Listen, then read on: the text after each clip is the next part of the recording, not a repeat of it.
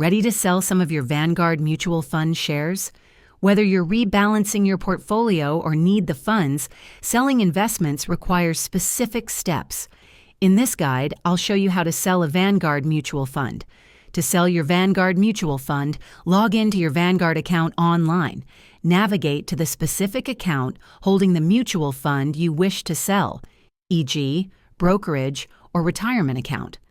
Look for the Transact or Buy/Sell section within that account. You'll then select Sell and choose the Vanguard mutual fund you want to sell from your holdings.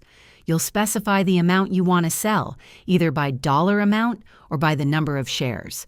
Finally, review the order details carefully before submitting. Selling mutual funds typically processes at the fund's next determined net asset value, NAV, after the market close. The proceeds will then be settled into your cash available to withdraw or reinvest. And there you have it. Selling a Vanguard mutual fund is a clear process. If this video was helpful, give it a thumbs up and subscribe for more tips.